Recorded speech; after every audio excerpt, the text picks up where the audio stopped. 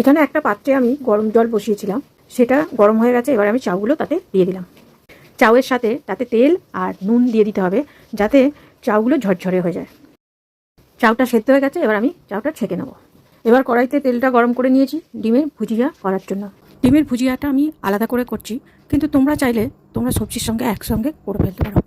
ডিমের ভুজিয়াটা হয়ে গেছে, এবারে কড়াইতে তেল গরম করতে দিয়েছি, সবজিগুলো একসঙ্গে দিয়ে দেবো। একটু নেড়ে চেড়ে নুন দিয়ে ঢাকনা দিয়ে দেবো। চাউগুলো অনেকক্ষণ সেদ্ধ করে ছাঁকা আছে, সেই জন্য একটু গায়ে গায়ে লেগে আছে, ওইগুলোকে একটু ছাড়িয়ে নিচ্ছে। এরপর একটু গোলমরিচ শিলে বেটে নেবো। এবার সবজিগুলো সিদ্ধ হয়ে গেছে, এবার আমি চাউগুলো সবজিতে দিয়ে একটু মিশিয়ে নেব।